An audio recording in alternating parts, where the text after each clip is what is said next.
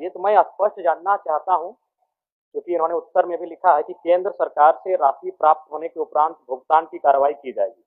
तो मान के चलते हैं अगर केंद्र ने राशि का भुगतान नहीं किया तो आप स्पष्ट शब्दों में कह दीजिए कि ओबीसी छात्र छात्राओं को स्कॉलरशिप नहीं मिलेगा।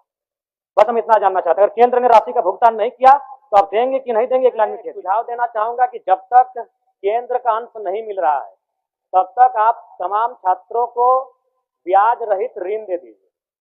जब अंश आ जाएगा आप काट लीजिएगा, और नहीं तो जो विधायक निधि है नहीं दीजिए। वैसे भी हमको 5 करोड़ में क्या बनाते हैं, पीसीसी बनाते हैं। पीसीसी नहीं बनेगा तो हमको कोई फर्क नहीं पड़ेगा, लेकिन अगर 5 साल बच्चे नहीं पढ़ेंगे तो इस राज्य को फर्क पड़ेगा, इस राज्य के भविष्य को फर्क पड़ेगा। इसीलिए आप 5 करोड़ का जो विधायक निधि देते हैं वैसे उससे कुछ काम नहीं होता है। पीसीसी, गली, फाइबर ब्लॉक 200 फीट 250 फीट का काम करते हैं, जो अगर 5 साल 10 साल नहीं होगा तो फर्क नहीं पड़ेगा, लेकिन बच्चे नहीं पढ़ेंगे मंत्री जी, फर्क पड़ेगा, एक जनरेशन में गैप आएगा। तो आप उसे रोक दीजिए। सर हम लोग को इतना महंगा आवास दीजिए, कर दिए, मेरा ही आवास को पहले नीलाम कर दीजिए। हम गार्जियन हैं। आपका भावना तो मैं तो सुझाव दे रहा हूँ कि उनको ऋण दीजिए, बिना ब्याज के ऋण दीजिए। हम सेंट्रल गवर्नमेंट क्यों बोलेंगे? हम एक विधायक, हम राज्य सरकार को बोलेंगे। कौन सा बोली हम सेंट्रल गवर्नमेंट बोलेंगे? चलिए, सेंट्रल गवर्नमेंट से दिक्कत करने के लिए नहीं आए, हम विधायक हम राज्य की सरकार से पूछेंगे।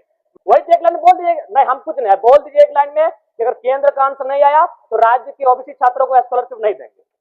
जयराम जी, माननीय मंत्री ने बड़ी उदारता के साथ आपको जवाब दिया।